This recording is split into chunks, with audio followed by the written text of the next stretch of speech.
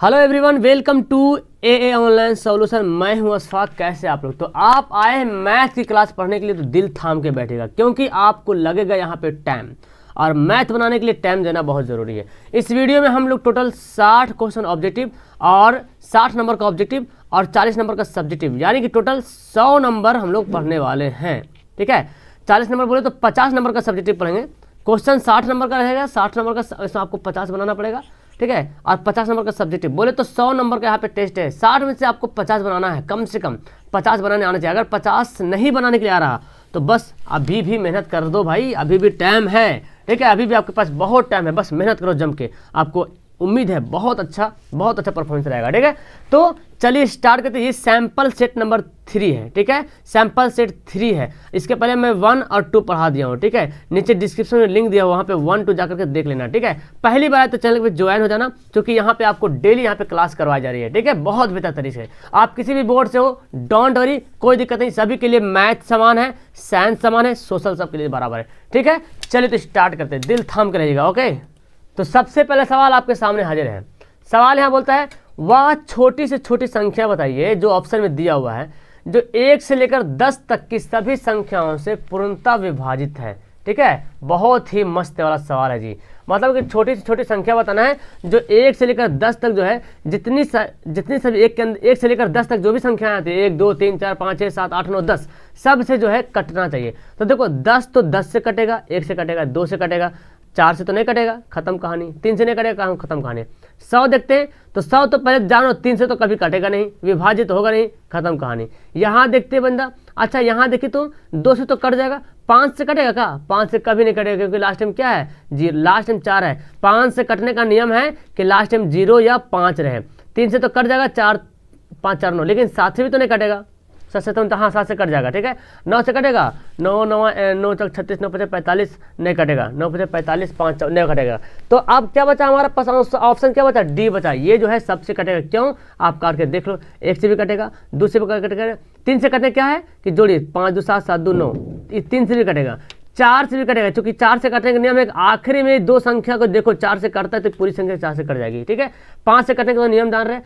6 से भी कटेगा, 6 चौक 24, 6 दूना 12। ठीक है, और 7 से भी कटेगा, 7 21 हो जाएगा, 7 6 42 हो जाएगा। 8 से भी कट जाएगा, 8 3 24, हाँ 8 3 24 हो जाएगा, 12 बचेगा, 8 एकम 8, 8 से 12, 8 8 45 कट रहा। 9 से भी कट जाएगा, 9 3 27, नहीं 9 दूना 18, 25 में से 18 घटेगा, कितना बचेगा? 25 में से 18 घटेगा तो 25 में से 18 घटेगा तो 7 8 7 कितना हो जाएगा? 15 से 8 7 15 है ना, और 0 बचेगा। तो यहाँ पे देखो तो ओके, यहाँ पे 2 है ना, 2 होता 9 72 कट जाएगा, तो सबसे कट जाएगा। ठीक है, यानी कि ये वही संख्या है, ये वही संख्या है जो 1 से लेकर 10 तक सभी से कट रही है। ठीक है, तो याद रखिए आंसर डी होगा। चलिए बोलते हैं ये संख्या कौन है? परिमेय, अपरिमेय या पूर्णांक या इनमें से कोई नहीं, ये कौन संख्या है? तो आप देखिए यहाँ पे इस संख्या कौन है, तो ये जो है क्या है? सिंपल सी बात, परिमेय संख्या। कौन संख्या है? ये जो है परिमेय संख्या है। क्लियर है? चलो अगला सवाल देखते हैं। अगला सवाल क्या बोलता है? ये बोलता है देखो इन दोनों के बीच परिमेय संख्या क्या होगी। तो देखो परिमेय संख्या निकालने का सिंपल सा फंडा आप जान लो कि 1/3 लिखा हुआ है ना, 1/3 लिखा हुआ है और 1/2 लिखा हुआ है। हम क्या करते हैं, इसको ना ऊपर से 2 से गुना करते हैं, नीचे भी 2 से गुना करते हैं, तो कितना होगा? 2 एकम 2, 3 दूना 6। इसको हम, आप भी चाहो तो 2 2 से गुना कर लो इसको, 2 एकम 2, 2 दूना 4, ऐसे। क्या इस रूप में कोई संख्या दिख रहा? अब ऑप्शन से हम डिसाइड करेंगे। देखो अगर हम ऑप्शन लेते हैं 5/6 है ना, तो ठीक है, यहाँ पे अगर ये बदल लेते हैं, अगर ये लेते हैं, यही लेते हैं। ठीक है, अगर 1/6 लेते हैं, ये जो दिया हुआ ऑप्शन, और 1/3 से कैसे 1/6 आएगा? जब 1/2 जब गुना करेंगे 2 से, तब 2 3 6 तो हो जा रहा है, लेकिन ऊपर 2 एकम 2 ही हो रहा है, 2 हो जा रहा है, क्योंकि ऑप्शन में दिया हुआ नहीं है। अगर इसको होना चाहिए था 2/6 होना चाहिए था, लेकिन ऑप्शन में नहीं दिया हुआ है। ये भी ऑप्शन में कभी होगा नहीं, ये भी नहीं होगा, ये भी नहीं होगा, क्योंकि 2 से गुना करेंगे तो कभी 12 तो कभी आ ही नहीं सकता है। 3 से गुना करने के बाद कभी 3 से किसी को गुना करो, कभी 7 कभी 11 आएगा, कभी नहीं आएगा। अच्छा ये बोलेंगे सर 3 से गुना करेंगे तो 12 आ जाएगा। ठीक है, 1/3 है, इसको गुना किए 4 से तो आ गया 12, तो ऊपर भी 4 से गुना करो तो देखो 4/12, तो ऑप्शन में तो दिया हुआ ही नहीं है। हालांकि आप इतना जाने कि 2 परिमेय संख्या के बीच अनेक परिमेय संख्या होती है, अनेक परिमेय संख्या होती है। ठीक है, तो इसका ऑप्शन ही नहीं दिया हुआ है। ठीक है, ऑप्शन नहीं दिया हुआ है, नन ऑफ दिस, इनमें से कोई नहीं। ठीक है, नन ऑफ दिस। चलिए लेकिन सवाल आपका रहेगा एग्जाम में तो बनाइएगा। अगला बोलता है कि ये संख्या क्या है, परिमेय अपरिमेय, तो जानते हैं एकदम बहुत अच्छे तरीके से। जब रूट जिसका रूट ना निकले उसको क्या बोलते हैं, उसको बोलते हैं अपरिमेय संख्या। क्या बोलते हैं जी इसको, उसको बोलते हैं अपरिमेय संख्या। एकदम सीख लो, ऐसे ऐसे सवाल एग्जाम में मिलने वाला। बस बाकी सबसे मैं सारा सवाल यहाँ पे समझाऊंगा, टेंशन मत लो, बस हम धैर्य बना के रखो, धीरज रखो, सब हो जाएगा। बाहा बिंदु से वृत्त पर खींची गई अस्पष्ट रेखाओं की लंबाई क्या होती है, कितना बार मैं बताया हूँ कि एक वृत्त यहाँ पे है, अब बाहरी बिंदु से खींचे गई लंबाई, तो कोई बिंदु P है, तो ये दोनों रेखाएं आपस में क्या होगी, समान होगी। क्या होगी, समान होगी, यानी कि आंसर क्या हो जाएगा इसका, 5 का B हो जाएगा। ठीक है, चलिए छठा सवाल पढ़ते हैं। दो गोले के आयतन का अनुपात 8, ये गलती दिया हुआ है, देखो 8:27 होना चाहिए। ठीक है, 8:27 होना चाहिए था, या इसको मैं सुधार देता हूँ, सवाल मिस्टेक है। और अगर ऐसा सवाल एग्जाम में तो नहीं आएगा, अगर आ भी गए ना तो आप बताते हैं क्या टिक लगाइएगा, हो सकता है मिस प्रिंट ये 27 होगा, ये भी उसी 8:27, क्योंकि जब भी आयतन होगा ना तो किसी न किसी का घन ही होता है, जब भी आयतन होता है तो किसी न किसी का घन होता है, तो 8 2 का घन है, 27 भी घन है। अब देखो मैं बताया था, जब किसी चीज़ का आयतन दिया रहे तो उसकी त्रिज्या क्या करते हैं, उसका घन करते हैं, उसका घन, तो त्रिज्या निकलता है। तो 8 किसका घन है, 2 का घन है, और 27 किसका घन है, 3 का घन है।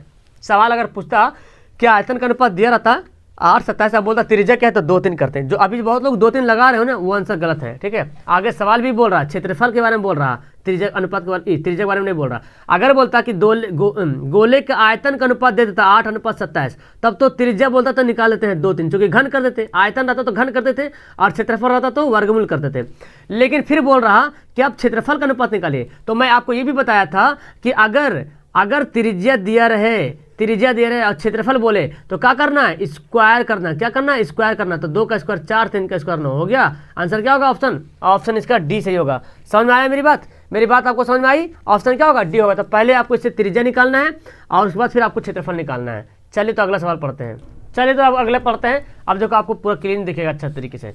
बहुपद दिया हुआ, ये बोलता अल्फा बीटा है तो अल्फा प्लस बीटा का वैल्यू निकाल। जानते हैं यार, कितना अच्छे तरीके से जानते हैं। अल्फा प्लस बीटा क्या होता है, अल्फा प्लस बीटा होता है -b/a होता है। ठीक है, यहाँ पे देखो ये एक्स स्क्वायर का गुणांक a कहलाएगा, x का गुणांक b कहलाएगा, और ये अचर पद c कहलाएगा। तो -b/a, तो b कौन है, -5 है, और यहाँ भी पहले से माइनस है, यहाँ भी माइनस है, तो हम ऐसे लिखेंगे, ऐसे देखो, और a का वैल्यू कितना है, 3 है, -+5/3। ठीक है, तो बहुत लोग इसको टिक करते होंगे, आंसर ये नहीं होगा बल्कि क्या होगा, 5/3 होगा। 7 का आंसर क्या हो जाएगा, डी हो जाएगा। चलो 8वां सवाल पढ़ते हैं। त्रिघात बहुपद दिया हुआ है, उसका व्यापक रूप क्या, त्रिघात बहुपद का, द्विघात नहीं दिया हुआ है, त्रिघात मतलब जिस पर 3 घात हो। अब सिंपल देख लो यार, इसमें 2 घात है, इसमें 2 घात है, इसमें 4 घात है, हमको 3 ही घात चाहिए बच्चा। ठीक है, क्या आंसर होगा, ऑप्शन ए। पहचान लिए। 9वां सवाल देखो, अरे सबको पहचानिएगा आप। ये देखो दिया हुआ है 2x से -3y -2 और 4x -4y -5 बराबर को निरूपित करने वाली संख्या रेखाएं क्या होगी। आपको बताया था ना मैंने, ये क्या है हमारा, ये a1 है, ये b1 है, ये c1 है, ये a2 है, ये b2 है, ये c2 है। तो a1/a2 कर दो, तो a1 कितना है, 2 है, देखो ये a1 2 है, और a2 कितना है, a2 कितना 4 है, काटे कितना आएगा, 1/2 आएगा। अच्छा b1 कितना है, -3, देखो b1 कितना है, -3 है जी, यहाँ पे मैं मिटाता हूँ। b1 कितना है जी, देखो b1 है -3, तो -3, और b2 कितना है, -4, तो -3 -4, तो काटिएगा तो कट जाएगा, -3/4। तो अब देखो यहाँ पे आया था 1/2 और यहाँ पे आया -3/4, सॉरी 3/4 खाली। तो ये क्या दोनों आपस में बराबर है, ये कभी आपस में बराबर हो नहीं सकता, ये हो नहीं सकता। तो जब बराबर होगा नहीं तो उसको क्या बोलेंगे, केवल एक हल। शुरू में जब बराबर ना रहे तो केवल एक हल, उसको बोलते हैं प्रतिच्छेदी। क्या बोलते हैं, प्रतिच्छेदी। ऐसे ग्राफ बनता है, कटकुट मतलब प्रतिच्छेदी। अगला बोलता है 10वां सवाल बोलता है, के का मान के लिए समीकरण का जो दिया हुआ ये, इसका एक सुनिश्चित हल निकाले। अगर आप लाइव के बाद वीडियो देख रहे हैं तो पहले पॉज करो, बना लो, तब आंसर देखना। ठीक है, तब मजा आएगा कुछ, तब आपके अंदर एक कॉन्फिडेंस पैदा होगा, हाँ हम भी बना सकते हैं। बोलता के का मान निकालना है, एक सुनिश्चित हल है, मतलब समझ रहे हैं, इसका एक हल है, के का वैल्यू निकालना है। तो सुनिश्चित हल का मतलब क्या हुआ, चलिए तो देखो सुनिश्चित हल का मतलब क्या होता है, देखिए यहाँ पे घुमा के बोल रहा, शून्योत्तर हल का मतलब क्या होता है, शून्य मतलब क्या होता है, 0, मतलब जिसका कोई हल ना हो उसको बोलते हैं शून्योत्तर हल। अब जिसका 0 हल ना हो, फॉर्मूला क्या होता है, a1/a2 बराबर b1/b2 not equal to c1/c2 होता है। तो देखो a1 कितना हमारा k है, चलिए a2 कितना है हमारा 2 है, बराबर b1 कितना है 10 है, अब b2 कितना है 5 है, तो 5। हमें को इसी से मतलब है ना, हमको तो इसी से मतलब है। तो काट दो यहाँ पे, देखो 5 दूना 10 हो जाएगा और के बराबर क्या हो जाएगा 2 दूना 4 हो गया आंसर। कितना आ गया, वैल्यू आ गया हमारा 10 का, सी आंसर आ गया। 11वां सवाल पढ़ते हैं। X square minus x square बराबर 4 का समुच्चय हल क्या होगा। देखो यार कितना हल्का निकालना है इसको, बड़ा आसान ये सवाल, बहुत आसान है। एक्स स्क्वायर बराबर 4 समुच्चय हल बोल रहा, तो समुच्चय हल निकालने का सिंपल फंडा यहाँ पे क्या है कि आप ऐसा करो कि यहाँ पे स्क्वायर को इधर भेजो, क्या बनेगा ओवर रूट बनेगा प्लस माइनस में। तो कितना आ गया प्लस माइनस 2। तो देखो प्लस एक मतलब एक 2 प्लस में एक 2 माइनस में, है ना। तो प्लस में और माइनस में क्या दिख रहा आंसर, 11 का आंसर बी दिख रहा ना जी, 20 का आंसर होगा। चलिए तो अब इसको थोड़ा सा यहाँ पे रास्ता साफ करते हैं। साफ हो जाए यार। चलो अगला सवाल देख लेते हैं। बोलता क्या, समीकरण दिया हुआ है 3x square plus 7x plus 8 बराबर 0 के मूल की प्रकृति। देखो मूल की प्रकृति एक नंबर सवाल में पक्का आएगा, समझ लो। मूल की प्रकृति बराबर डी बराबर क्या होता है, बी स्क्वायर माइनस 4ac। तो चलिए हम निकालते हैं बी स्क्वायर माइनस 4ac। तो कितना आ रहा हमारा, देखो बी कौन हमारा, ये हमें बताया था ना, ये ए है, ये बी है, सी है। तो 7 का स्क्वायर माइनस 4, ए कितना है 3 और सी कितना है 8 है। तो 7 7 49, यहाँ देखो यहाँ क्या करेंगे, 4 तिया 12 बरसते 84, मतलब कितना आ रहा माइनस में आएगा, 17 में से 8 घटेगा तो 17 में से 9 घटेगा तो 9 8 17 और 7 में से 4 घटेगा तो 3 38 होगा ना। ठीक है, तो माइनस 38। तो देखो डी का वैल्यू कितना आया, डी का वैल्यू आया माइनस में, डी का वैल्यू आया माइनस में आया, मतलब कि डी जो है 0 से छोटा है, डी 0 से छोटा है। और जब डी 0 से छोटा होता है तो मूल क्या होता है उसका, काल्पनिक होता है। क्या होता है जी, काल्पनिक होता है। अगर डी जो है, डी का वैल्यू अगर पॉजिटिव में आता है, मतलब 0 से बड़ा आता, मतलब पॉजिटिव में प्लस में आता, तो डी जब 0 से बड़ा होता तो वास्तविक होता, क्या होता, वास्तविक और असमान होता, क्योंकि समान तो नहीं बराबर। लेकिन अगर डी बराबर 0 आ जाता तो वास्तविक भी होता और समान में आता, वास्तविक भी होता और समान होता। लेकिन यहाँ पे आ रहा माइनस, तो क्या होगा मेरे लाडले, यहाँ पे आंसर होगा ऑप्शन सी, है ना। चलिए अगला सवाल पढ़ते हैं। चलिए जी, तो ये बोलता है कि अनुक्रम दिया हुआ कौन सा पद 43 है। बनाइए यार, एपी का फॉर्मूला है, कौन सा पद 43 है, कौन सा पद, यहाँ पे समझो कौन सा पद, मतलब एनवा पद बोल रहा, कितना नंबर में पद जो होगा जो 43 होगा, कितना नंबर, कौन सा पद 43 है।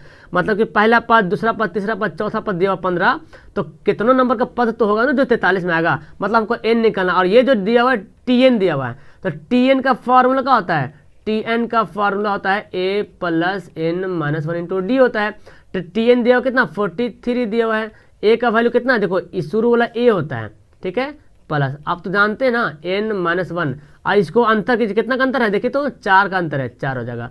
अब 3 को इधर भेज दो, देखो 3 को इधर लाइए, तो 3 इधर आके क्या होगा, घटेगा, 3 इधर आके क्या होगा, घटेगा जी, तो कितना बच जाएगा 40 बचेगा, 43 में 3 घटेगा 40, और ये 4 एन माइनस 4 हो जाएगा। अब क्या करो 4 अब इधर लाओ, तो 4 माइनस में इधर क्या बनेगा प्लस में, तो कितना हो जाएगा 44 बराबर 4n। तो n बराबर क्या हो जाएगा, n बराबर क्या हो जाएगा, n बराबर 44 बटा 4, 4 एकम 4, 4 एकम 4, 11 हो गया। वाह जी वाह, आंसर क्या होगा हमारा सी हो गया। क्लियर है। चलिए अब अगला सवाल पढ़ते हैं। यहाँ पे अगला सवाल देखिए क्या बोलता है कि एपी का पहला पद 2 और सारा अंतर 3, तो 8वां पद, मतलब आपको बनाना है। एपी का पहला पद बोले तो ए दिया हुआ है 2 और सार्वंत मतलब डी दिया हुआ 3 और 8वां पद ज्ञात करना, मतलब एन दिया हुआ है 8, है ना। 8वां पद मतलब जैसे जिसके साथ वहां लगा रहेगा, समझना को एन दिया हुआ है, समझा। 8वां पद तो वहां मतलब वो एन दिया हुआ है। अब निकाले टी एन का formula A plus N minus 1 into D, तो ए का वैल्यू कितना है 2, ए प्लस एन माइनस 1 मतलब 8 माइनस 1 इंटू डी कितना है 3 है, तो 2 प्लस 8 से घटेगा 7 गुना 3, तो 2 प्लस 7 21 और 21 2 23, यानी कि आंसर है इसमें। अरे वाह, आंसर 14 का क्या हो गया, 1 हो गया। 15 सवाल देखो, आपको तो थोड़ा सा लॉन्ग ये बनाना पड़ेगा इसको पूरी इसी तरीके से, मैं इसको मिटा देता हूँ फिलहाल। तो चलिए सवाल पढ़ते हैं। बोलता कि एपी का, ये तो बन गया ना, ये तो हमारा आ गया था आंसर।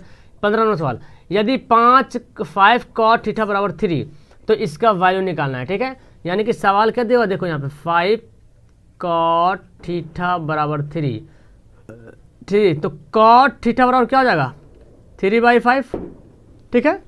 cot बराबर क्या होता है, आधार बटा लंब, ये होता है ना, आधार बटा लंब होता है। तो हम इसको निकालते हैं, एच निकालते हैं।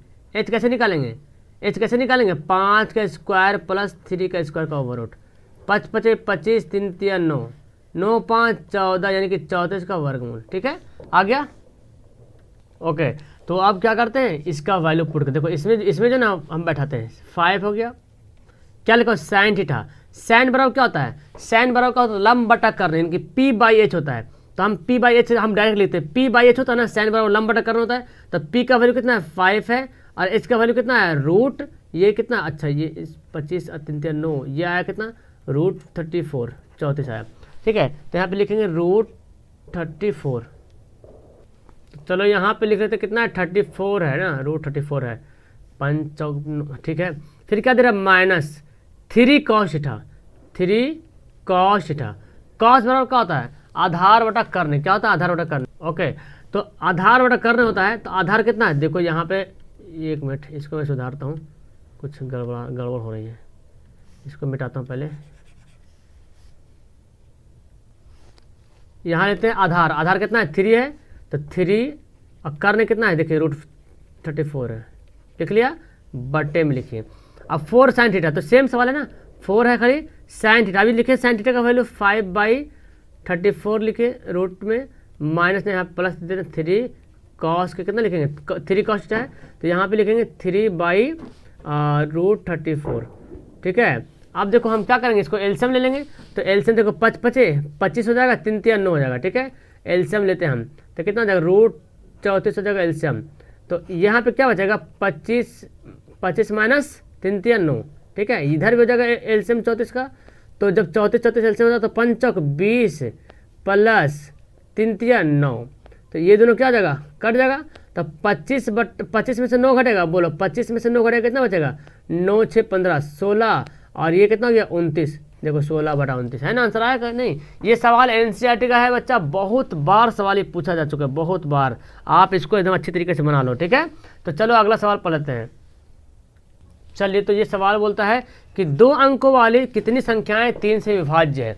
तो ये एपी से बनेगा, कैसे बनेगा जी, 2 अंक वाली बोला ना, 2 अंक वाली कौन संख्या है, 2 अंक वाली कौन कौन संख्या है जो 3 से कट सकता है। तो 2 अंक वाली 10 से लेकर 99 तक कितना है 2 अंक वाली है। अब इसमें देखिए कौन कौन संख्या है जो 3 से कटेगा। तो सबसे पहले संख्या 3 से कटने वाली कौन हो सकती है, 10 तो नहीं होगी, 11 नहीं होगी, तो 12 कटेगी 3 से, फिर 12 तो 13 नहीं कटेगी, 14 नहीं कटेगी, 15 कटेगी। तो देख रहे 12 के बाद 3 के आगे हो गया, 12 3 15, 15 3 कितना जगह 18, ये कटेगी 3 से। इस तरह से डॉट डॉट डॉट कर लेते हैं, 99 कटेगी 3 से, हाँ जी 99 तो 3 से कट जाएगी। यानी कि ये निकालना है अंतिम संख्या क्या दिया हुआ है, अंतिम संख्या दिया आपका 99, शुरू वाले संख्या प्रथम संख्या दिया हुआ है, प्रथम पद दिया हुआ है 12, और इन दोनों का अंतर कितना दिया हुआ 3। तो सारा कुछ तो पता है, तो निकाल लेते हैं। तो क्या निकालते हैं, टीएन बराबर क्या दिया a + n - 1 × d। टीएन दिया हुआ 99, a का वैल्यू कितना दिया 12, n का वैल्यू निकालना n - 1 × d का वैल्यू कितना 3। देखो 12 इधर भेजते हैं तो 12 घट जाएगा के, तो 12 इधर घटा तो 99 - 12 बराबर ये क्या होगा 3n - 3। ठीक है, ये घट के कितना आ जाएगा, 9 में से 2 गया तो 7, और 9 में से 1 गया तो 8 बचेगा। आई 3 को इधर भेजो तो 3 आके क्या बनेगा प्लस बनेगा, चूंकि 3 है माइनस में आके बनेगा प्लस में। ओके, तो यहाँ पे क्या हो गया 3n बच गया। अब क्या है देखिए जोड़ दीजिएगा कितना जाएगा 90 हो जाएगा 3n, तो 3 से कटेगा ना, n बराबर 3 30 या 90, कितना आ गया इनका वैल्यू 30 आ गया, यानी कि 16 का आंसर क्या हो जाएगा ऑप्शन इसका जो होगा ए सही होगा। चलो 17 सवाल पढ़ते हैं। यदि किसी चतुर्भुज के विकर्ण एक दूसरे को समान अनुपात में विभाजित करते हैं तो चतुर्भुज क्या कहलाता है। आपको पता है जो चतुर्भुज होता है आंसर इसका होगा समांतर चतुर्भुज। समांतर चतुर्भुज जो होता है ना, एक दूसरे के विकर्ण को क्या करता है समान अनुपात में विभाजित करता है। मतलब ये जो होता है ना, ये जो विकर्ण हो गया इस समान अनुपात में विभाजित करता है, इस चतुर्भुज को तो बोलते हैं समांतर चतुर्भुज। क्या बोलेंगे, समांतर चतुर्भुज बोलेंगे। चलिए अगला सवाल पढ़ लेते हैं। अगला सवाल देखो क्या बोलता है कि नीचे दिया गया है ये, और इसका जो ये जो बीडी है ना, ये बीडी ये निकालना है। तो ये क्या है समरूप, देखो बोल रहा ये क्या है आपस में, ये है समांतर रेखा डी, समांतर बीसी दिया हुआ है, पैरेलल दिया हुआ है। तो कैसे निकालेगा, आपको पता है ना AD/DB। देखो त्रिभुज से यही सब सवाल आएगा, ज़्यादा हार्ड नहीं। त्रिभुज से एक सवाल आएगा 5 नंबर में सिद्ध करने वाला आएगा, ठीक है। बाकी 2 नंबर 3 नंबर ऐसे सवाल आएगा। और AE/EC, ठीक है। तो DB AD कितना दिया 2.4 दिया हुआ है, बाई यहाँ पे DB तो निकालना हमको है। चलिए और A के 3.2 बाई 4.8 गुना करो देखो तो इसको इससे गुना करते हैं, क्रॉस गुना करते हैं, 3.2 dB हो जाएगा बराबर 2.4 गुना 4.8, ठीक है। और ये dB जब निकालेंगे तो क्या करेंगे, 2.4 गुना 4.8 बटे में 3.2। तो देखो यहाँ पे क्या करेंगे, काटा पीटी कर लो, ये पॉइंट काटेंगे तो इसका ऊपर चल जाएगा, है ना, क्योंकि इसका नीचे बचेगा तो ऊपर भेज देते हैं। और यहाँ से 2 पॉइंट काटेगा तो इसका 1 और 2 अंक है ना, तो 2 जीरो यहाँ पे आ जाएगा, क्योंकि इसका 10 इसका 10, यहाँ से 10 बनेगा, यहाँ 10 से नीचे आता है, तो ये 1 जीरो यहाँ से काट दिए। देखो काटो, 16 दूना 16 32, 16 चौक 16 दूना 32, 16 तो काट दो यहाँ पे, कितना से काटेंगे, ओके तो 16 से काटो, 16 दूना 32, 16 तिया 48, और यहाँ से काटेंगे 2 से काटेंगे तो कितना होगा, 12 दूना 24, तो 12 तिया 36 हो गया, और नीचे बचा हुआ 10, तो भाग करेंगे कितना देगा, 3.6 आ जाएगा।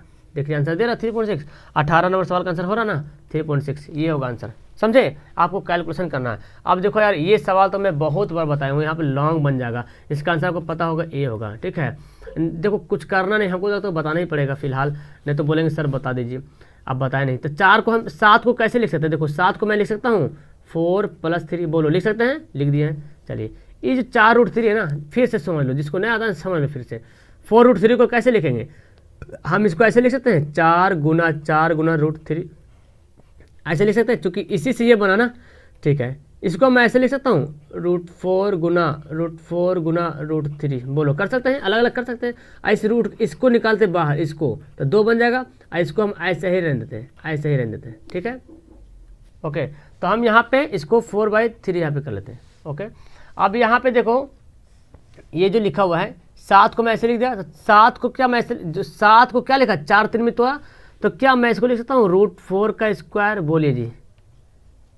4 को मैं 7 को 4 लिखा हूँ, हम इसको ऐसे लिख सकते हैं, क्योंकि √4 का स्क्वायर तो 4 ही होता है, ठीक है। और 3 को हम ऐसे लिख सकते हैं, इसका स्क्वायर क्या होगा, 3 होगा, क्योंकि इन दोनों को देखो जोड़ेगा तो 7 आ जाएगा। और इसके जगह पे क्या लिखेंगे हम, इसके जगह पे पूरा ये वाला लिखेंगे 2 √4 √3। ये किसका फार्मूला है, तो देखिए a² + b² + 2ab, किसका फार्मूला, a + b का होल स्क्वायर का फार्मूला है। स्क्वायर से रूट खत्म, क्या बचा, √4 + √3 बचा, ठीक है। अब इसको निकालना है क्या हमको, अब यहाँ पे दिया हुआ 1/x है ना, तो हमको x का वैल्यू तो पता चल गया, यहाँ पे ये x से बराबर पता चला ना, देखो x बराबर दिया था ना, तो हम इसका वैल्यू निकाल लिए। अब 1/x करने के लिए क्या करेंगे, इसको करनी करेंगे, हम भी करनी करेंगे, तो 1/x का वैल्यू कितना है, √4 + √3। तो करनी कैसे करेंगे, पर में करेंगे √4 - √3 कर लेंगे, यहाँ भी √4 - √3 कर लेंगे, तो यहाँ पे क्या बचेगा, √4 - √3 बचेगा, और नीचे क्या बचेगा, देखो √4 a + b a - b, a + b a - b क्या फॉर्मूला होता है, a² - b², ओके। तो यहाँ पे मैं लिख लिया, और √4 √3 a + b a - b क्या होता है, a² - b², यानी कि a² - b²। तो पता है 4 का स्क्वायर 4 होगा, √4 का स्क्वायर 3 में से 4 कटेगा तो कितना बचेगा, 1 बचेगा, यानी कि कितना गया, इधर का आया कितना, √4 + √3 आया, इधर का कितना आया, √4 - √3 आया, तो ये दोनों क्या हो जाएगा, कट जाएगा, √4 जुड़ जाएगा, कितना होगा 2√4, तो 2 और √4 का वैल्यू कितना होता है 2 2 टू द 4, इसका ऑप्शन देख रहे हैं, ऑप्शन ए होगा, ठीक है। चलो अगला सवाल पढ़ लेते हैं। तो चलिए अगला सवाल पढ़ते हैं। 20वां नंबर बोलता है किसी आयत की संलग्न भुजाएं 8 और 6 है, तो आयत की लंबाई निकालिए। संलग्न भुजाएं मतलब आयत है दिया हुआ, देखो आयत दिया हुआ, ठीक है। संलग्न भुजाएं मतलब इसके जो शामिल लगा हुआ भुजा, एक भुजा 8 है, एक भुजा 6 है, जाहिर सी बात बड़ी वाली भुजा 8 होगा, छोटी वाली भुजा 6 होगा। इसके विकर्ण की लंबाई, विकर्ण कैसे होता है, ऐसे होता है विकर्ण। तो आयत जो बनता है ना, आयत में होता क्या ना कि यहाँ पे देखिए 90 डिग्री का कोण बनता है आयत में, चारों भुजा के पास 90 डिग्री का कोण बनेगा, तो ये कर्ण बन गया। तो कर्ण कैसे निकालते हैं, लंब का स्क्वायर जोड़ आधार का स्क्वायर, तो लंब का स्क्वायर जोड़ आधार का स्क्वायर का ओवर रूट, ऐसे निकालते हैं ना। तो 8 × 64 6 × 6 36 कितना जाएगा 100, 100 का कितना होता है 10 होता है, तो आंसर आ गया 10, ठीक है। 21 का सवाल बोलता है -5 12 के मूल बिंदु के बीच की दूरी निकालें। क्या निकालना है, मूल बिंदु से दूरी निकालना है। तो मूल बिंदु की दूरी तो निकालने के जानते हैं आप अच्छे तरीके से, चलिए तो हम इसको निकालते हैं मूल बिंदु की दूरी। और इजी सवाल है, फार्मूला भी आप जानते हैं बहुत अच्छे तरीके से कि मूल बिंदु का फार्मूला क्या होता है। देखिए ये x² + y² का होता है वर्गमूल, ठीक है।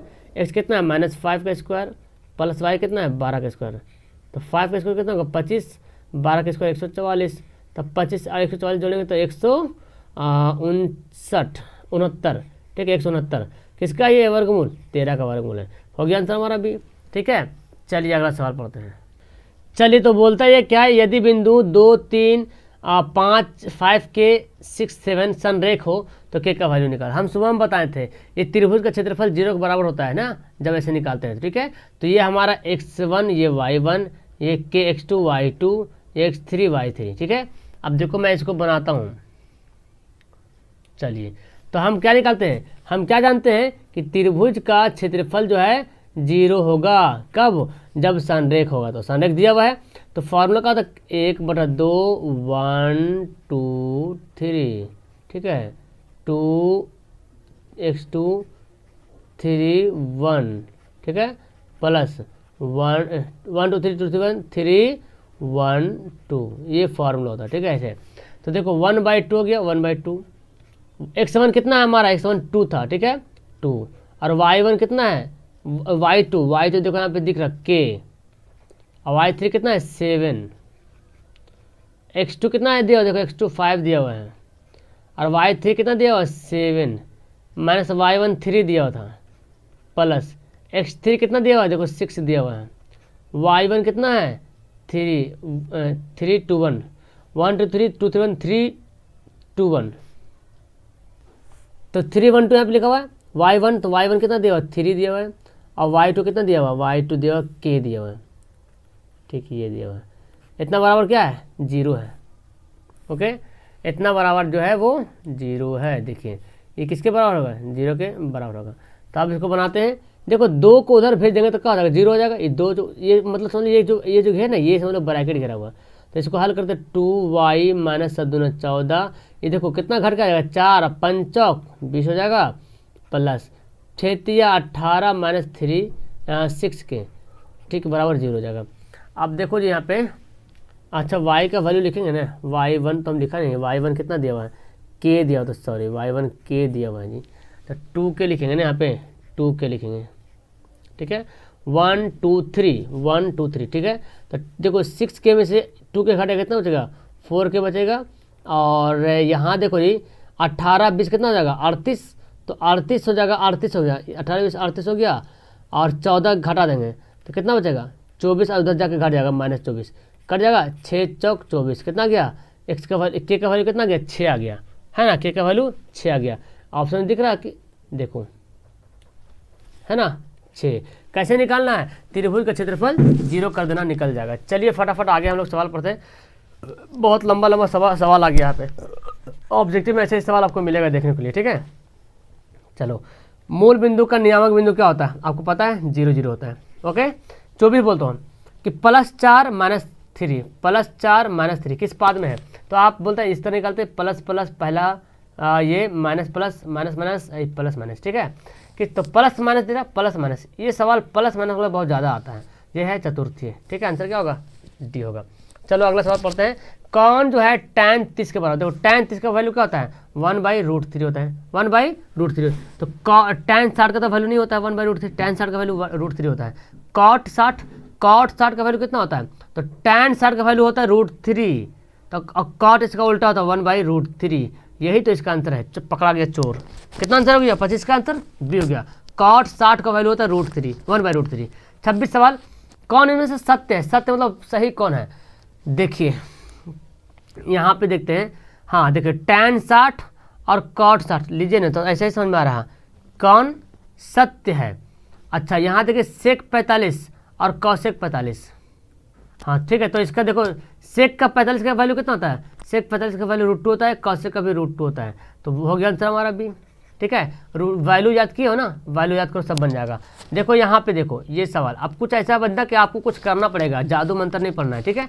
ये दिया हुआ है, इसको मैं बताया था जब भी ऐसा सवाल दिखे ना, जब भी ऐसा सवाल दिखा सब गुना में है, सब गुना में है। यहाँ पे 1 सिर्फ यहाँ पे 2 3 अलग से नहीं लिखा हुआ है, तो इसका आंसर क्या होगा हमेशा 1 होगा, क्या होगा 1 होगा, ओके। 28वां सवाल पढ़ लेते हैं। 28वां सवाल क्या होता है, ये देखो इसको हल करना पड़ेगा, मैं कल ही बताया था शायद इसको। sin थीटा बराबर 1 + cos थीटा पर में कर दो 1 - cos थीटा बटा 1 - cos थीटा, तो क्या हो जाएगा sin थीटा 1 - cos थीटा देखो A plus B A minus B क्या फॉर्मूला होता है, A square minus B square, A square minus B square, तो A square minus B square, B कितना है सॉरी कॉस है तो कॉस स्क्वायर थीटा। तो अब देखो मैं इधर बनाता हूँ थोड़ा सा, देखिए यहाँ पे बनाता हूँ मैं, ओके। तो साइन थीटा हो गया यहाँ पे और कॉस थीटा, ठीक है। यहाँ पे किसका फॉर्मूला है, 1 minus cos square sine square theta का, साइन स्क्वायर थीटा मतलब हम साइन को 2 बार लिख दें, साइन स्क्वायर थीटा बोले तो साइन हम 2 बार लिख देते हैं, ये कट जाएगा, तो कॉस थीटा बटा साइन थीटा, ये हो गया, ठीक है। सॉरी यहाँ पे 1 माइनस है ना, 1 माइनस है सॉरी, 1 माइनस कॉस थीटा, तो 1 माइनस कॉस थीटा बटा sine theta, 1 minus cos theta बटा साइन थीटा, देखो जी 1 माइनस कॉस थीटा बटा साइन थीटा, ये हो गया आंसर। 28 का आंसर कितना हो गया, सी हो गया। चलिए बोलता है ये देखो हल करने के लिए, तो 5 दे रहा, 5 ले लीजिए कॉमन, तो क्या बचेगा cosec square theta minus cot square theta, ठीक है। और इसका फॉर्मूला क्या होता है, cosec square minus cot square बराबर 1 होता है, 5 × 1 कितना आ जाएगा 5, तो 29 का आंसर क्या हो जाएगा ऑप्शन डी, 29 का है ना, 29 का ऑप्शन डी हो जाएगा। चलिए तीसरा सवाल बोलता है, देखिए डायरेक्ट फार्मूला, ये बोलता है sec square theta minus tan square theta बराबर क्या होता है, डायरेक्ट फार्मूला होता है ना 1 होता है, क्या होता है 1 होता है। चलिए अगला सवाल पढ़ते हैं, 31वां सवाल पढ़ता है, बोलता है क्या है कि एक मीनार की जड़ 20 मीटर की दूरी पर स्थित एक बिंदु से मीनार की शीर्ष का उन्नयन कोण 30 डिग्री, तो मीनार की ऊंचाई निकालिए। मतलब क्या करना आपको, मतलब देखो मैं समझा रहा हूँ, बोलता है कि एक मीनार की जड़ है ना, मीनार खड़ी है, जड़ यहाँ पे एक बिंदु से 20 मीटर दूरी पर एक बिंदु स्थित है, 30 डिग्री का कोण बनाता है, तो मीनार की ऊंचाई निकालिए। तो कैसे निकालेंगे, टैन से निकालेंगे ना, टैन थीटा बराबर क्या होता है लंब बटा आधार, लंब बटा आधार कितना है आधार 20 है, और टैन थीटा है ना, थीटा मतलब बोले तो 30 डिग्री, टैन 30 का वैल्यू निकालना है, तो टैन 30 का वैल्यू कितना, तो 1/√3 होता है, और h/20 क्रॉस गुना करो तो 3√3 h बराबर 20, h बराबर कितना होगा 20/√3। अब इसको देखो आंसर पॉइंट में दे रहा था, हमको पॉइंट में लाना पड़ेगा ना, तो इसको क्या करेंगे परमेयीकरण कर दो यहाँ पे, तो कितना बचेगा 20√3/3। अब क्या करो √3 का वैल्यू पुट करो, गुना वगैरह करो, आपका आंसर आ जाएगा। देखो मैं नीचे बनाता हूँ, ठीक है, देखो यहाँ पे मैं बनाता हूँ, ये आ गया ना, ये हमारा आ गया मेरे पास आंसर। चलिए 20 को गुना करेंगे, √3 का वैल्यू कितना 1.732 होता है, और ये है 3। अब इसको गुना करके काटा पेटी करो, तो गुना करके मैं काटा पेटी कर देता हूँ, ठीक है। तो इसको ना, इसको गुना करो और 3 से भाग करो, तो आ जाएगा 11.54। और नहीं आप इतना परमीकरण नहीं भी करोगे ना, यानी कि 20/√3 है ना, आप डायरेक्ट बना सकते हो, 20/√3 का वैल्यू कितना तो 1.732, इसको भाग करोगे तो 11.54 आएगा, तो आएगा, यानी कि ऑप्शन देख लेते कितना नंबर सवाल है था, 31 नंबर सवाल था, देखो कितना है 11.5, आंसर क्या हो गया ये हो गया। क्लियर है, समझ में आ रहा। चलिए अगला सवाल पढ़ते हैं कि टेलीफोन के खंभे की ऊंचाई, देखो दिया हुआ, फिर आपका हाइट एंड डिस्टेंस से सवाल आ गया है ना, टेलीफोन के खंभे की ऊंचाई दे रहा, खंभे की ऊंचाई उसकी छाया की ऊंचाई का अनुपात दिया हुआ है 3/√3, तो सूर्य का उन्नयन कोण, तो आपको पता है इसका वैल्यू कितना आएगा। देखो फिगर बना लेते हैं, फिगर बोलता है कि टेलीफोन के खंभे की ऊंचाई छाया की ऊंचाई का अनुपात, टेलीफोन के खंभे की ऊंचाई छाया का अनुपात √3:1 दिया हुआ, ऐसे दिया √3:1 है ना, दिया हुआ √3:1। तो पहले बोल रहा है खंभे की ऊंचाई, तो पहले खंभे वाला लिखेंगे, फिर बोलता है छाया की लंबाई का, तो छाया वाला ये हो गया। अब इसको मान लेते दिया हुआ है, तो निकालना थीटा का वैल्यू, तो tan थीटा बराबर क्या होता है लंब बटा आधार होता है, ठीक है। तो लंब बटा आधार मतलब √3, और √3 किसका वैल्यू आता है 60 का वैल्यू आता है कि नहीं आता है, तो 32 का आंसर क्या हो जाएगा ऑप्शन आएगा सी, चूंकि tan 60 का वैल्यू होता है तो होता है √3, tan 60 का वैल्यू ही तो होता है जी √3। चलिए सवाल देखो क्या बोलता है कि ABCD 2 वृत्तों की उभयनिष्ठ जीवाएं हैं, बंदा देखेगा सवाल को डर जाएगा, अरे बाप रे ये कैसे सवाल आ गया, डर जाएगा, डर के हमारे क्वेश्चन भी छोड़ देगा। हालांकि इतना हल्का सवाल है कि ABCD 2 वृत्त की उभयनिष्ठ जीवाएं हैं, जीवा है, एक दूसरे को P बिंदु पर स्पर्श करती है, एक दूसरे को P बिंदु पर स्पर्श करती है, ये है।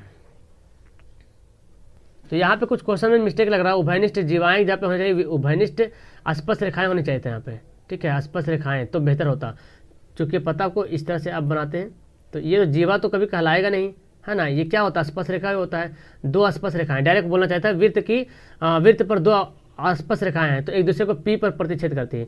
जीवा तो होता है बीच में अंदर, तो बीच में कैसे स्पर्श करेगा, नहीं करेगा। एक की लंबाई बोलता है 8 तो दूसरे की लंबाई बोलता है ये ए है ये बी है, ठीक है। तो ए बी बोलता है 8 है। तो बताया था मैंने कि वृत्त के बाहरी बिंदु से खींची गई दोनों स्पर्श रेखाओं की लंबाई समान होती है। तो अगर ये 8 तो ये भी 8 हो गया आंसर बी, ठीक है।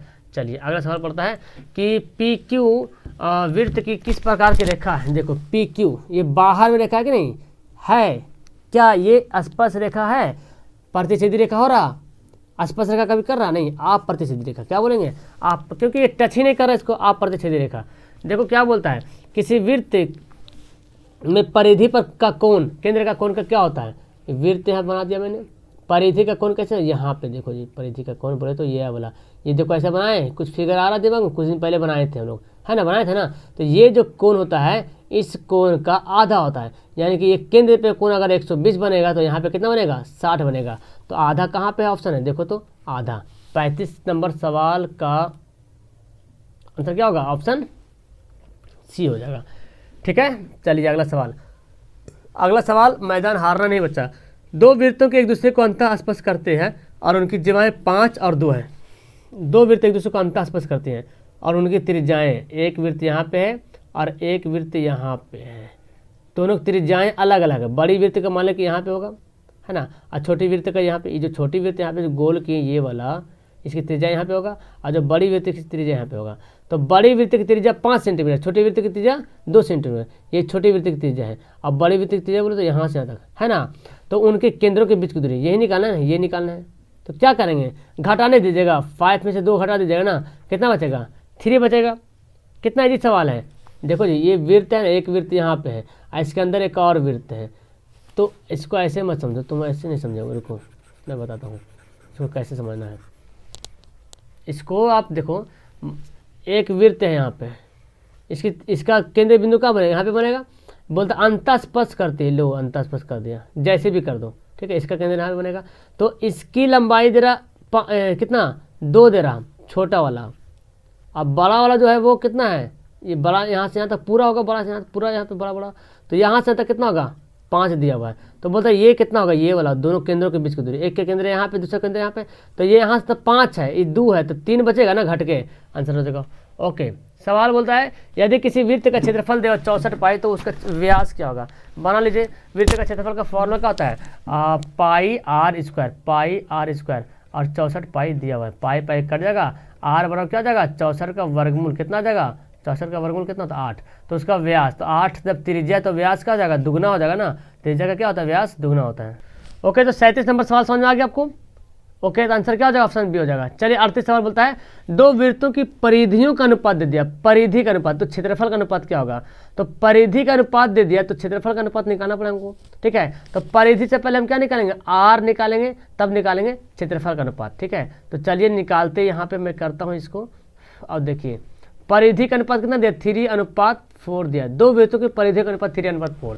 अब देखिए परिधि दिया, पहला परिधि दूसरा परिधि, परिधि क्या होता है 2πr बराबर 3, ठीक है, ये दे दिया।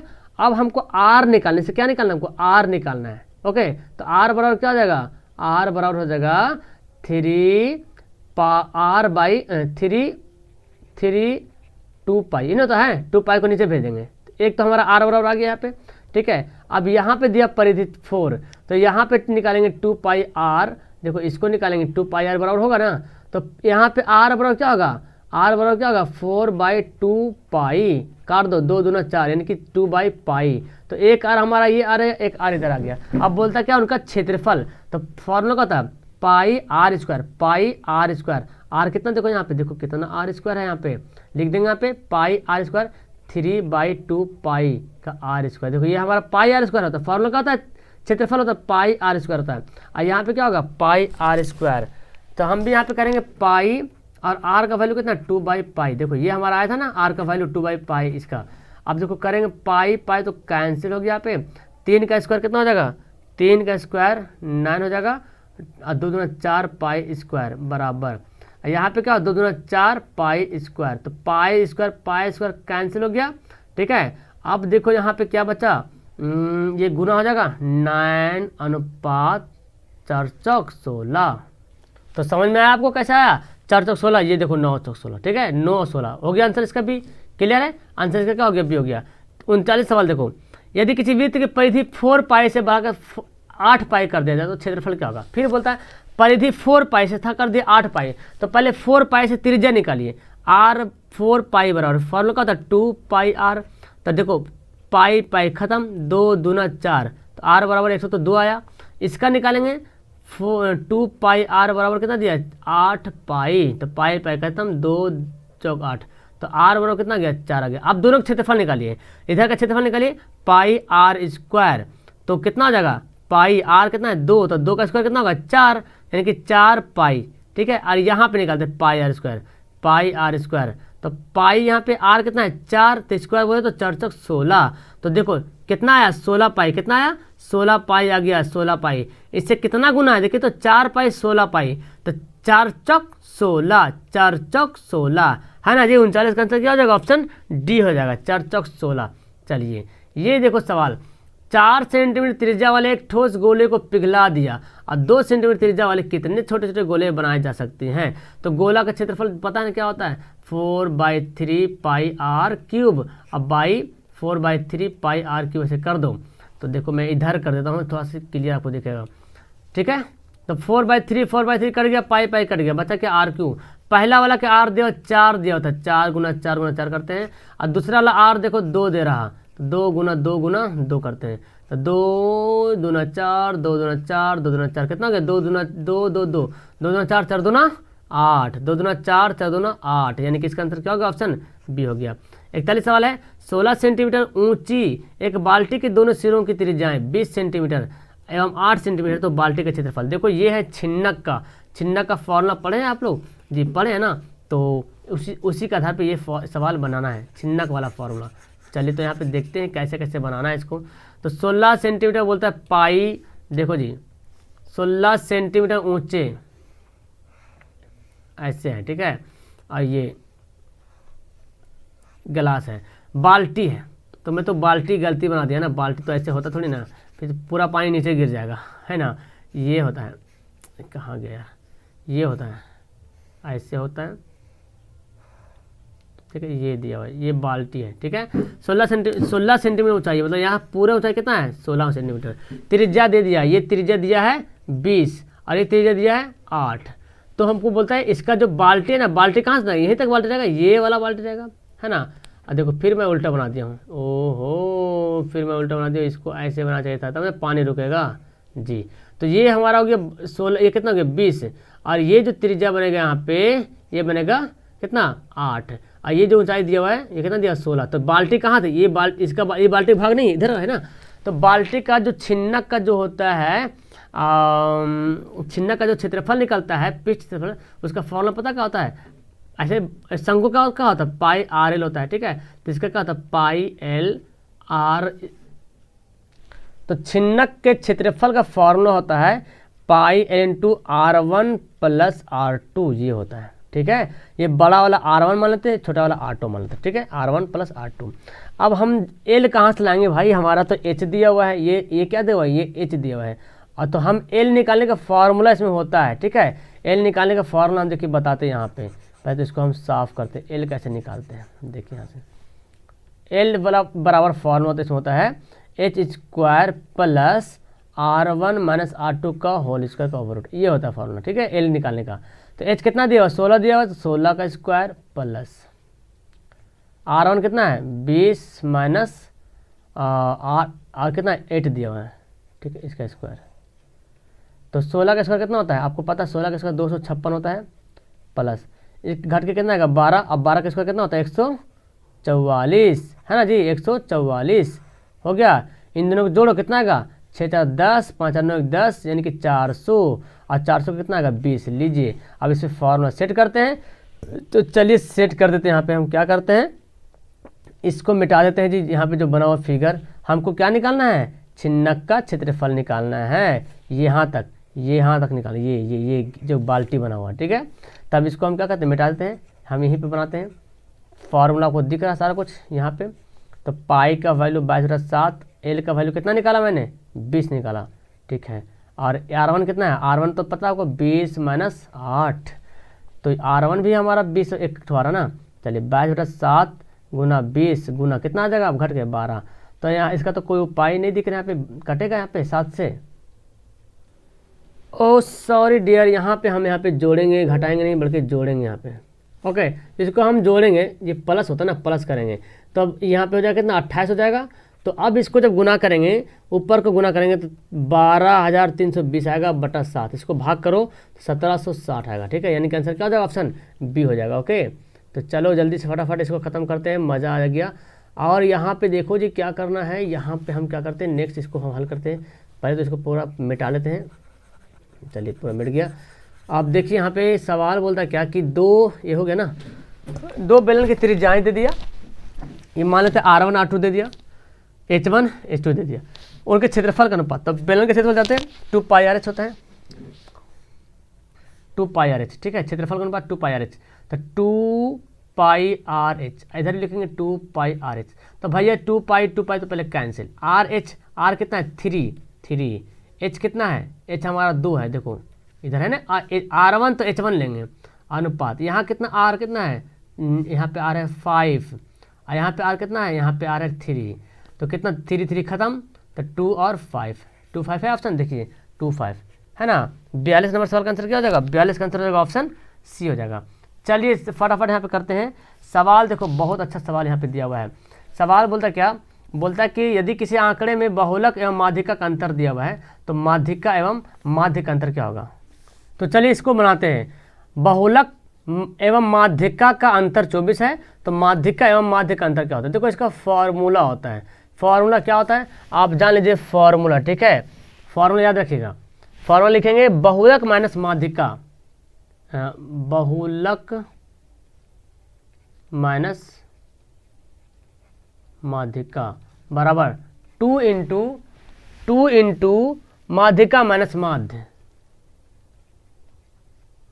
देखो माध्यिका माइनस माध्य। ठीक है, 2 इंटू माध्यिका माइनस माध्य। अब देखो बहुलक माइनस माध्यिका दिया हुआ है, बहुलक माइनस माध्यिका कितना दिया हुआ है, 24 दे रहा ना। अंतर देखो, अंतर है बहुलक, अच्छे से मैं लिख देता हूँ, थोड़ा सा लिखाना है ऐसे, बहुलक माइनस माध्यिका ये दिया, माध्यिका ऐसे दिया हुआ है।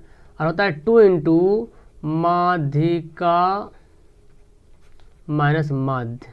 ठीक है, ये फॉर्मूला देखिए अच्छा दिख रहा है। अब तो ये दोनों का अंतर देखो कितना दिया हुआ है, 24 दिया हुआ है। और ये दो जो इधर आ जाएगा, दो गुना आके क्या बनता है, भाग बनता है। तो कितना बचेगा ये, तो फिर ये बचेगा माध्यिका माइनस माध्य। सवाल क्या बोलता है, सवाल बोलता है माध्यिका तथा माध्य का अंतर। तो माध्यिका तथा माध्य का अंतर कितना हो जाएगा, भाग करो कितना आ जाएगा, 12 आ जाएगा ना, है ना, 12 आ जाएगा ना। तो क्या हो जाएगा आंसर, हो जाएगा 12। कोई दिक्कत इसमें, कोई दिक्कत है, बस खाली फॉर्मूला यूज करना है। माध्यिका बहुलक माइनस माध्यिका बराबर, नोट कर लो, बहुलक माइनस माध्यिका बराबर 2 इंटू माध्यिका माइनस माध्य। चलिए अब यहाँ पे सवाल देखो, ये सवाल है, सवाल बड़े ही मज़ेदार का यहाँ पे दिया हुआ है। अब बहुत अच्छा सवाल दिया हुआ है। ठीक है, मतलब कह नहीं सकता हूँ कितना अच्छा सवाल दिया हुआ है। चलिए बोलता है क्या कि आंकड़े जो दिया हुआ है इसका बोलता है माध्य दिया 13। कैसे बनाएंगे, तो हम x का y जो गायब है ना उसका निकालना वैल्यू। तो यहाँ पे तो सबसे पहले क्या क्या चीज़ दिया हुआ, माध्य बराबर क्या होता है, माध्य कितना दिया हुआ, 13 दिया हुआ है। अब माध्य बराबर क्या होता है, सबको जोड़ना है, 11 + 12 + x + 13 + y + 18 + 19 बटे कितना पीस है, 1 2 3 4 5 6 7 है जी। तो 13 7 91 हो जाएगा, इधर 7 गुना हो जाएगा। अब देखो जी 19 11 कितना हो गया, 30 हो गया, बोलो ना, 19 11 30 हो गया। 18 12 कितना हो गया, 30 हो गया। तो 30 30 60 हो गया, और बचा 13। तो 60 13 कितना होता, 60 13 73 हो जाएगा। 73 + x + y, तो 73 को भेज दो इधर, तो 91 - 73 हो जाएगा बराबर x + y। तो x + y बराबर कितना जाएगा, 73 में से घटा दो, 11 में से 3 घटेगा तो कितना बचेगा, 8 3 11, 8 में से 7 घटेगा तो 1 बचेगा, कितना आ गया 18। देखो है ऑप्शन में, है ना, ऑप्शन क्या है इसका, है ए होगा। ओके, x + y बराबर 18, यानी कि 44 का आंसर क्या होगा, ऑप्शन ए होगा। चलिए देखो बोलता है माध्यिका निकालिए। माध्यिका कैसे निकालिएगा माध्यिका, तो देखो सबसे बीच में कौन है, पहले आरोही क्रम देखो, 1 2 3 4, देखो यहाँ पे 2 3 4 5 8, जो बीच वाला होता है वही होता है माध्यिका। 4 हो गया आंसर, 45 का आंसर है। बोला बहुलक निकालिए, कौन ज़्यादा बड़ा आ रहा है, देखो तो 5 5 5, 3 बार आया 5, 4 तो 2 बार आया, 3 भी 2 बार आया, 2 भी 2 बार आया, यानी कि इसका आंसर क्या हो जाएगा? 46 का आंसर बी हो जाएगा। ठीक है। 47 देखिए, किसी साधारण वर्ष में 53 सोमवार होने की प्रायिकता लीजिए। साधारण वर्ष में, साधारण वर्ष मतलब जिसमें 365 दिन होता है, ये नहीं बोलता। साधारण वर्ष में 53 सोमवार होने की क्या संभावना है? तो साधारण वर्ष में 53 सोमवार होने की क्या संभावना है? तो चलिए इसको बना लेते हैं। एक साधारण वर्ष बोल रहा ना, साधारण वर्ष आपको पता होना चाहिए कि एक साधारण वर्ष में कितना ईयर होता है, कितना दिन होता है। ठीक है। तो एक साधारण वर्ष में पता है कितना दिन होता है? एक साधारण वर्ष में 365 दिन होता है। ठीक है, 365 दिन। समझिए, ध्यान से समझिएगा कि एक साधारण वर्ष में 365 दिन होता है। अब देखिए यहाँ पे मैं समझाता हूँ आपको। जब 365 दिन हो गए तो कितने सप्ताह होंगे? तो 52 सप्ताह आपको याद रखते हैं, 52 सप्ताह होता है। 52 सप्ताह मतलब सप्ताह में 7 दिन होगा ना, तो इसको मैं लिख सकता हूँ 364 प्लस 1। 364 दिन के मतलब हुआ कि 52 सप्ताह। इसको 7 से गुना भाग करोगे ना तो आ जाएगा 3 7 5 35 7 14, 52 सप्ताह प्लस 1 दिन। तो 52 सप्ताह है, मतलब कि सप्ताह में 7 दिन, सप्ताह में 7 दिन, और हर 7 में 7 दिन आएगा, मतलब 7 बार मंडे, 7 बार संडे, 7 बार ट्यूसडे, 7 बार फ्राइडे जाएगा। हर बार सब दिन 7 दिन 52 बार आएगा ना, 7 दिन 52 बार आएगा। ठीक है। लेकिन एक दिन क्या है? एक दिन जो है वो फुट है। इस दिन कि कोई भी दिन आ सकता है। तो बोला सोमवार, ये 53वां दिन सोमवार आने की क्या प्रायिकता? 53वां दिन, तो 52वां दिन तक तो सोमवार ठीक कन्फर्म है कि आएगा, लेकिन 53वां दिन में हमको पता नहीं कि आएगा कि नहीं आएगा, ये कन्फर्म नहीं है। ठीक है। तो प्रायिकता उसी तो बोलते हैं ना, संभावना है। तो टोटल 52 दिन में कितना होता है ना, मतलब ये जो एक दिन, एक सप्ताह जो आएगा, सॉरी ये तो 52 दिन में मेरा अलग हो गया। ठीक है। अब एक समझिए, एक दिन जो बच रहा, इस सप्ताह में 7 दिन में से कोई एक दिन आएगा, है ना, लेकिन हमको सोमवार होने की प्रायिकता निकालना है। समझ आ रहा है मेरी बात? 354 दिन में 52 सप्ताह हो गया, जिसमें 52 सप्ताह 52 दिन सभी तरह से आएगा, Sunday Monday Tuesday Wednesday Thursday Friday सब 52 बार आएगा। ठीक है। 7 बार आएगा, 7 बार आएगा। कितना बार आएगा? 7 बार संडे, 7 बार मंडे, तो 52 बार हो जाएगा। ठीक है। तो अब देखो, सॉरी मैं तो उल्टा बोल दिया, 52 बार सब दिन आएगा, संडे मंडे ट्यूसडे सब 52 बार आएगा। 7 दिन होता है ना, तो आ जाएगा 364, बच गया एक दिन। अब बोला एक दिन जो सोमवार होने की क्या प्रायिकता है? तो एक दिन जो सोमवार होगा, इस 7 दिन है, इन्हीं 7 में से कोई एक दिन होगा। कोई जरूरी नहीं कि सोमवार ही हो जाए, लेकिन बोला सोमवार आने की प्रायिकता, तो सोमवार आने की प्रायिकता कितना? 1 हो गया। और टोटल कितना कितना कितना दिन में? 7 ही दिन में तो सोमवार आ सकता है ना, 7 ही दिन के अंदर तो सोमवार आ सकता है। तो इसका आंसर क्या हो जाएगा? ऑप्शन सी हो जाएगा। मतलब समझ रहे हैं यहाँ पे 7 क्यों लिखे? चूंकि 7 ही दिन में से कोई दिन एक आएगा, लेकिन हमको निकालना सोमवार आने की प्रायिकता, तो हम 1/7 सोमवार कर दिए, 1/7 कर दिए। ठीक है। अब देखो अगला सवाल बोलता है कि 2 सिक्कों को एक साथ उछालने पर केवल एक पट आने की क्या प्रायिकता? 2 सिक्कों को उछालिए तो हेड आ सकता है, टेल आ सकता है, हेड टेल आ सकता है, और टेल हेड आ सकता है। ठीक है। तो केवल एक पट आने की क्या प्रायिकता? चित और पट, तो एक पट यहाँ पे आ रहा, एक पट इसमें आ रहा, तो 2 टोटल कितना? 4, यानी कि 1/2। क्या आंसर हो जाएगा? 48 का आंसर ए हो जाएगा, 1/2। 3 सिक्कों को उछालने में संभव परिणामों की संख्या। ठीक है, ध्यान समझेंगे।